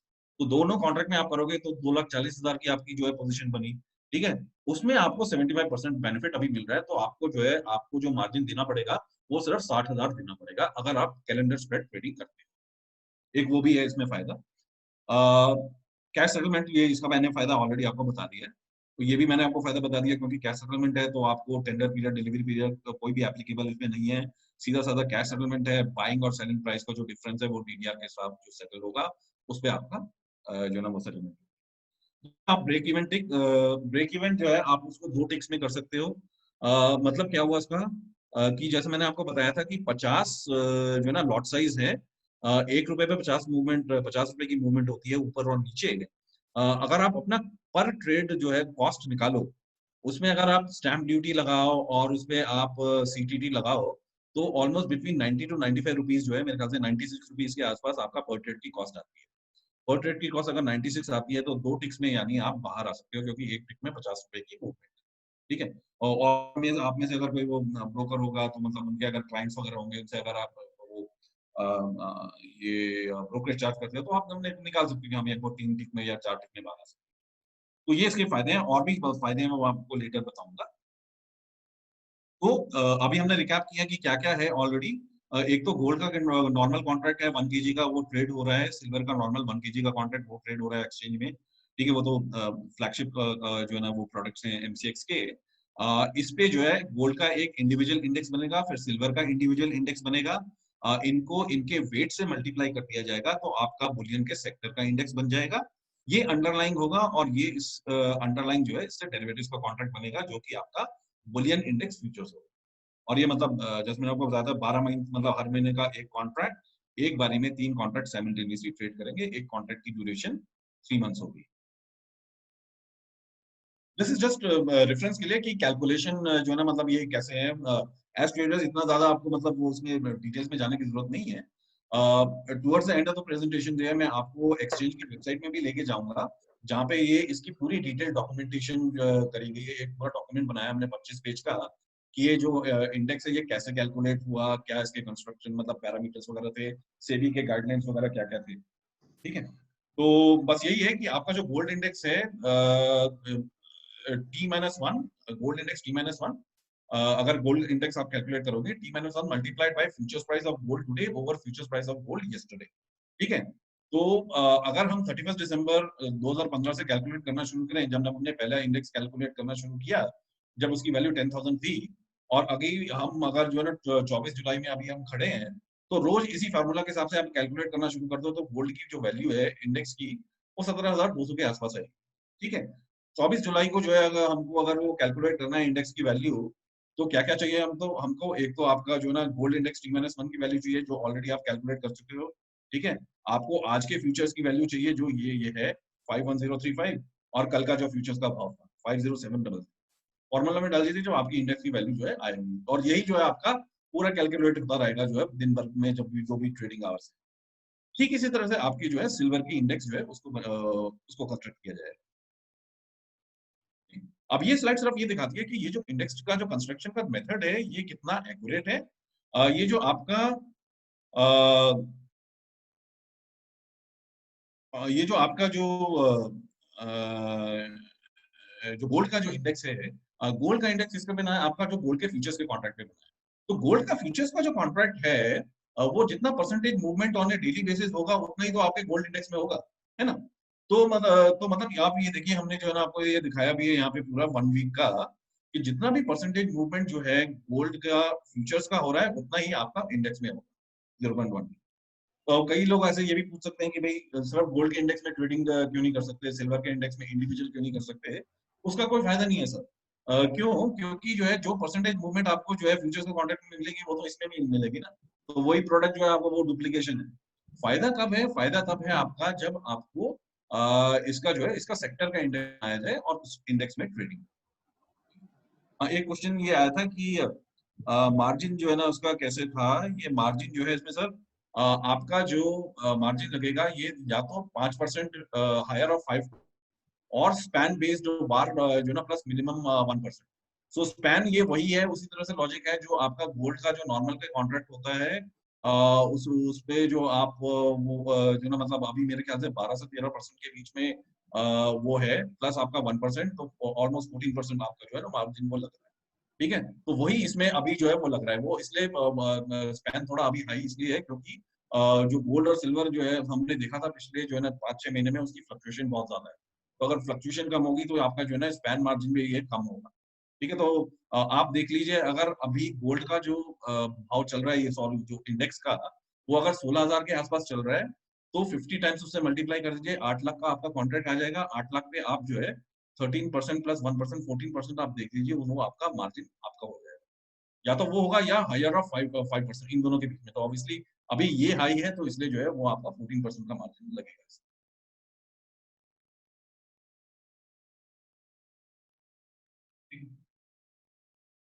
नेक्स्ट आपका जो है ये स्लाइड बहुत इंपॉर्टेंट है। ये जो आपको ये बताती है कि आपके जो भी 12 कॉन्ट्रैक्ट्स हैं इस साल में, उनका जो कॉरेस्पॉन्डिंगली, मैंने आपको ये बताया था कि ये इंडेक्स क्या पकड़ता है। ये इंडेक्स जो है गोल्ड और सिल्वर के जो फ्रंट मंथ के फ्यूचर्स है उनकी इनको जो है ना प्राइस वो पकड़ता है, उसको मेजर करता है डेली बेसिस पे, कल के मुकाबले आपका आज का जो रिटर्न था। तो जनवरी का अगर हम बुलियन का कॉन्ट्रैक्ट देखें, उसमें जो है गोल्ड का फ्रंट मंथ क्या पड़ा, फेब्रुअरी पड़ा, तो फेब्रुअरी का जो ना कॉन्ट्रैक्ट का प्राइस वो पकड़ेगा। सिल्वर का जो फ्रंट मंथ है वो क्या पड़ा, वो आपका मार्च पड़ा, तो मार्च का आपका प्राइस पकड़ेगा। फेब्रुअरी में आप आओगे, फेब्रुअरी में आप देखोगे कि जो गोल्ड का आपका फ्रंट मंथ है वो पड़ा अप्रैल, लेकिन सिल्वर का मार्च ही रहा, क्योंकि सिल्वर का कॉन्ट्रैक्ट अभी तक एक्सपायरिंग हुआ है जो फ्रंट। ठीक है, तो कोई जरूरी नहीं है कि आपका जो गोल्ड और सिल्वर है ये जो कॉन्ट्रैक्ट है एक ही मंथ में दोनों एक्सपायर हो, दोनों के फ्रंट मंथ के कॉन्ट्रैक्ट एक्सपायर। अब इसका रीजन क्या है? रीजन ये है कि देखिए एमसीएक्स में जो साल में जो गोल्ड के कॉन्ट्रैक्ट कितने लॉन्च होते हैं, वो होते हैं 6। ठीक है ना, बाई मंथली कॉन्ट्रैक्ट होते हैं हर 2-2 महीने में। लेकिन जो सिल्वर के कॉन्ट्रैक्ट है वो सिर्फ होते हैं 5। तो 2 कॉन्ट्रैक्ट होते हैं वो 3-3 मंथ के गैप के बाद आते हैं, और 3 कॉन्ट्रैक्ट होते हैं वो 2-2 मंथ के गैप के बाद आते हैं। तो इसलिए कोई जरूरी नहीं है कि आपका जो है ना मतलब जो गोल्ड और जो सिल्वर का जो फ्रंट मंथ का कॉन्ट्रैक्ट है फ्यूचर्स का, वो एक ही महीने में एक्सपायर। मेटल्स का जो इंडेक्स है, मेटल्स में इस तरह की कोई मतलब कोई इश्यू नहीं है, क्योंकि मेटल्स के सारे मतलब एक ही मंथ में एक्सपायर होते हैं, जो भी 5 मेटल्स हैं, ठीक है। तो मेटल्स में जो कैलकुलेशन है वो एकदम स्ट्रेट फॉरवर्ड है। वो मेरे को ऑब्वियसली वो बाद में जब वो मेटल्स का लॉन्च होगा तो मैं आपको बताऊंगा। अब ऐसे ही जो है ना हर मंथ की जो ना कैलकुलेशन है इसमें, मतलब अब इसमें है कि जो मंथ है उसका जो कॉरेस्पॉन्डिंग गोल्ड और सिल्वर फ्रंट मंथ कॉन्ट्रैक्ट वो कौन सा है। अब लेकिन एक अब चीज में ध्यान दे नोट करिएगा, अक्टूबर का जो कॉन्ट्रैक्ट है, अक्टूबर में आपका जो है गोल्ड फ्रंट मंथ दिसंबर है, सिल्वर भी फ्रंट मंथ दिसंबर है। नवंबर का जो कॉन्ट्रैक्ट है उसमें भी जो आपका गोल्ड का फ्रंट मंथ है वो दिसंबर है, और सिल्वर का फ्रंट मंथ वो भी दिसंबर। तो इसका क्या मतलब हुआ कि अक्टूबर एक ऐसा महीना है जिसमें ना तो गोल्ड ना सिल्वर का कोई कॉन्ट्रैक्ट एक्सपायर हो रहा है, राइट। तो अगर ये कॉन्ट्रैक्ट इसमें कोई कॉन्ट्रैक्ट एक्सपायर नहीं हो रहा है तो इसमें E-7 का नहीं निकल सकता। तो E-7 का लॉजिक नहीं निकल सकता, तो क्या करेंगे, तो सिर्फ अक्टूबर का एक ऐसा मंथ होगा जिसमें हम पहले से ही बताएंगे कि भाई कौन सी डेट को आपका कॉन्ट्रैक्ट एक्सपायर हो रहा है, और that is the 25th day of the month. तो जो 25वां दिन है उस दिन कॉन्ट्रैक्ट एक्सपायर होगा। 25वां दिन अगर मतलब उसमें कोई हॉलीडे है तो उससे प्रीसीडिंग डे जो है उसमें कॉन्ट्रैक्ट आपका over. So that is the, so सिर्फ अक्टूबर एक ऐसा मंथ है जिसमें जो है ना we will depart from the ये जो कैलकुलेशन इससे। तो इसी में मैंने एग्जांपल यहाँ पे ये दिया है कि अगर आपका अगर आप जुलाई के मंथ में हो, जुलाई का बुलियन का कॉन्ट्रैक्ट उसको ट्रेड कर रहे हो, तो उसमें जो गोल्ड का जो फ्रंट मंथ का कॉन्ट्रैक्ट पड़ा वो पड़ा अगस्त का आपका। अगस्त का कॉन्ट्रैक्ट कब एक्सपायर हो रहा है, वो हो रहा है आपका 5 अगस्त को एक्सपायर हो रहा है। E-7 आप उस हिसाब से लॉजिक से कैलकुलेट कर लीजिए, तो कॉन्ट्रैक्ट आपकी एक्सपायरी कब होगी, 27 जून, सॉरी 27 जुलाई को। 27 जुलाई की होगी आपकी, तो आपका जो रोल ओवर होगा वो 28 और 29 को होगा। जो स्ट्राइकर डिलीवरी पीरियड होगा आपका वो E-5 वो तो आपका 30 जुलाई। तो 30 जुलाई से अभी 2 दिन पहले आप देख लीजिए, तो यानी 2 दिन बैकवर्ड कैलकुलेट कर लीजिए, तो आपका इंडेक्स जो है वो एक्सपायर हो रहा है 27 जुलाई। अब ये सिर्फ कैलकुलेशन है जो रोल ओवर के टाइम होता है, तो बहुत ज्यादा इसमें मैं एकदम डिटेल में नहीं जाऊंगा। जो मैंने आपको बताया कि 27 जुलाई तक जो है वो कॉन्ट्रैक्ट क्या ले रहा था, 100% जो है ना वो वेट ले रहा था गोल्ड का करंट मंथ। करंट मंथ ये टाइपिंग जो ना मिस इन्फॉर्मेशन है, ये जून की जगह ये अगस्त होना चाहिए। तो 100% जो है वो अगस्त के मंथ के कॉन्ट्रैक्ट की वैल्यू ले रहा था 27 जुलाई को, ठीक है।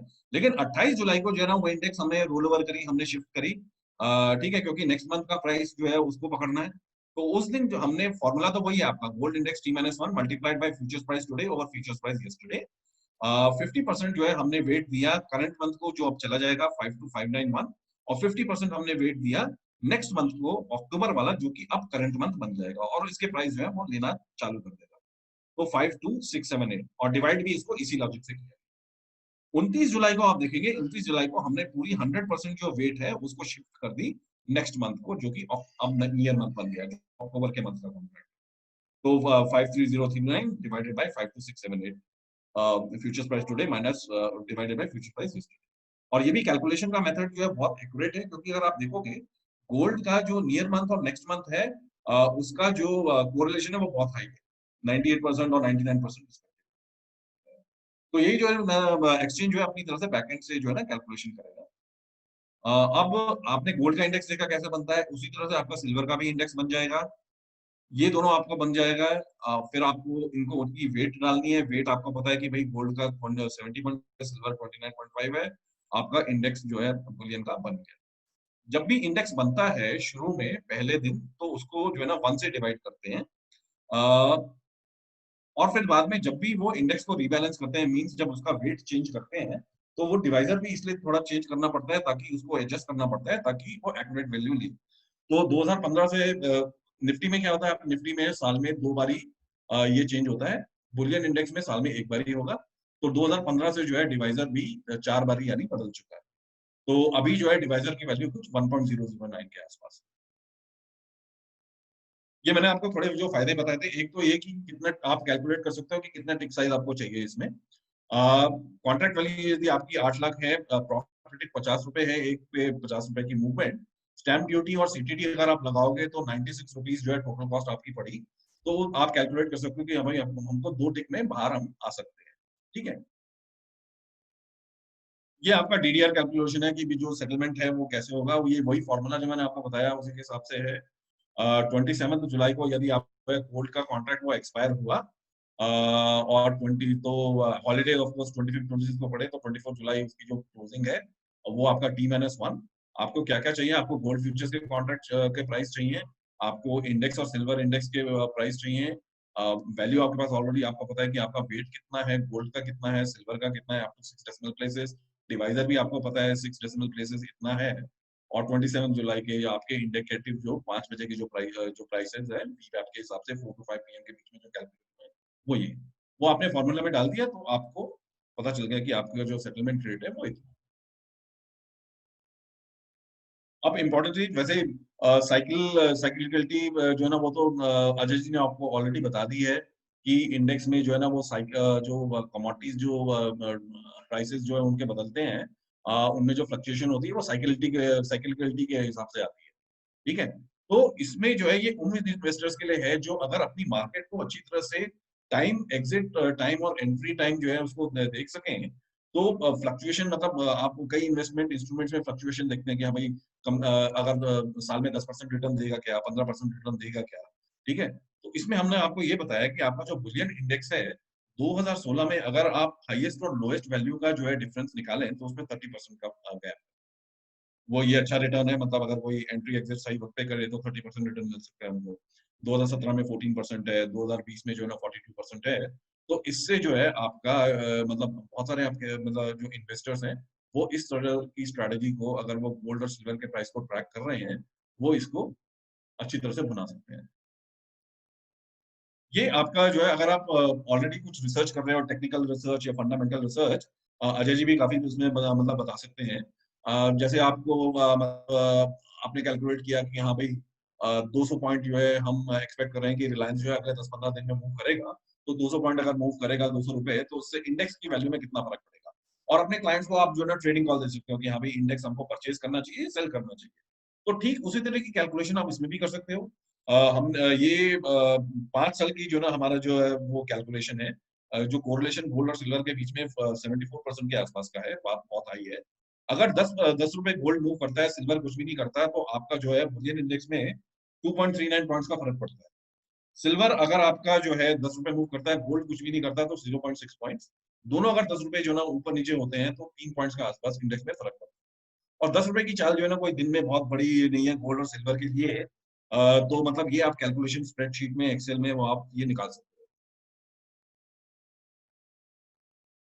ये मैंने वो आपको जो बताया था वो इन्वेस्टर्स जो है तो थोड़ा सेफ होना चाहते हैं, अपना जो ना पोर्टफोलियो डाइवर्सिफिकेशन के लिए कोई ऐसा जो ना इंस्ट्रूमेंट देखना चाहते हैं जहां पर इनको वो सेफ हो कि हाँ भाई हम 10% जो है हम इक्विटी मार्केट से निकाल के कहीं किसी और में डालते हैं कि हमारा जो है ना थोड़ा रिस्क जो है वो कम हो जाए। ठीक है, तो इसमें हमने ये आपको दिखाया है कि अगर आप अगस्त से लेकर जुलाई तक जो है ना परफॉर्मेंस देखो निफ्टी की, अगर आपने 100% निफ्टी में पैसा लगाया होता तो आपका जो ना रिटर्न होता 0.85।